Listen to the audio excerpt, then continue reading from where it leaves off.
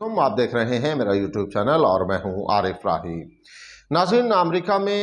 General election ہو رہے ہیں اور کم و بیش 2 سے 3 دن جو ہیں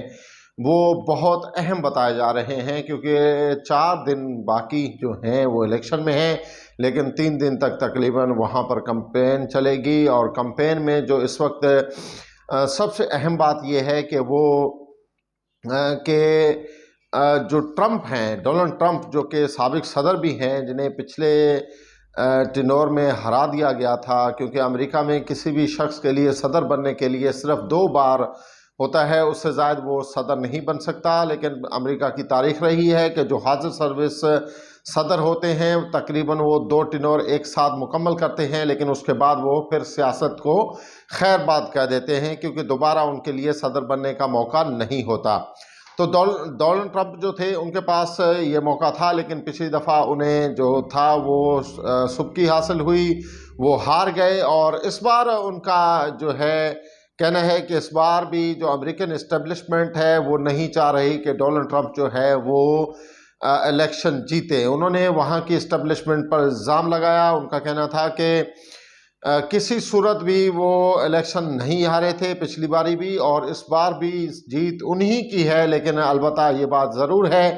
کہ ان کو رستے سے ہٹانے کے لیے اسٹیبلشمنٹ جو ہے وہ مکمل کوشش کر رہی ہے کہ کسی طرح سے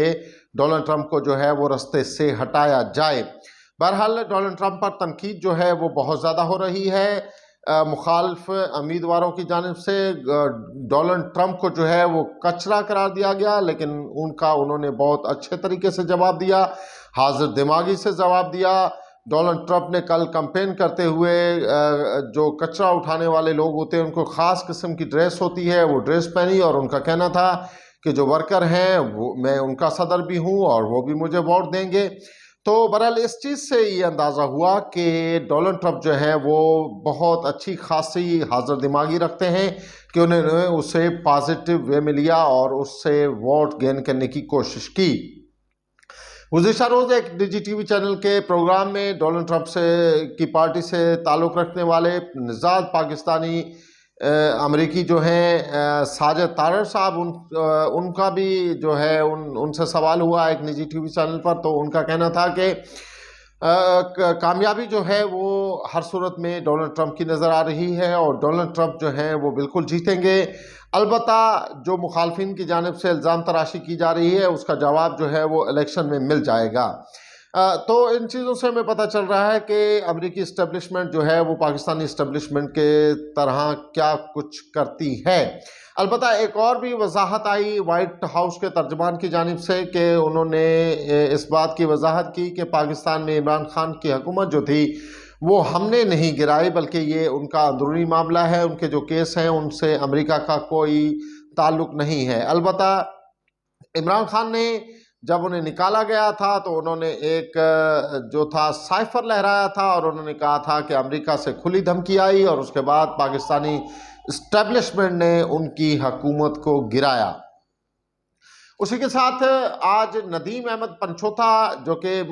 پاکستان تحریک انصاف سے تعلق رکھتے ہیں، ان پر بے شمار مقدمات جو ہیں وہ ہو رہے ہیں، اور آپ کو پتہ ہے کہ پاکستان تحریک انصاف کی جو لیڈرشپ ہوتی ہے وہ ہمیشہ نشانے پر ہوتی ہے۔ جو بھی اگر کوئی بات کرتا ہے یا کوئی انیشیٹو لیتا ہے تو ان پر مقدمے کرنے میں دیر نہیں کی جاتی، کیونکہ ہماری اسٹیبلشمنٹ اور کچھ کرے نہ کرے لیکن مقدمے جو ہیں وہ بہت جلدی سے کر دیتی ہے۔ تو آج وہ اسلام آباد ہائی کورٹ میں ضمانت کے لیے پیش ہوئے تو اسلام آباد ہائی کورٹ نے یہ حکم دیا ہے کہ ندیم احمد پنچوتا کو کسی بھی کیس میں گرفتار کرنا ہے تو پہلے ہائی کورٹ کی پرمیشن لینی ہوگی۔ ہائی کورٹ کی پرمیشن کے علاوہ آپ ندیم احمد پنچوتا کو گرفتار نہیں کر سکتے۔ اسی کے ساتھ جو گرما گرم خبر ہے وہ یہ ہے کہ پاکستان جو ہے وہ آپ کو پتہ ہے کہ برائے فروخت کے لیبل کے ساتھ لگا ہوا ہے اور پوری دنیا میں ہماری جگ ہنسائی جو ہے وہ تو ہو رہی ہے۔ اور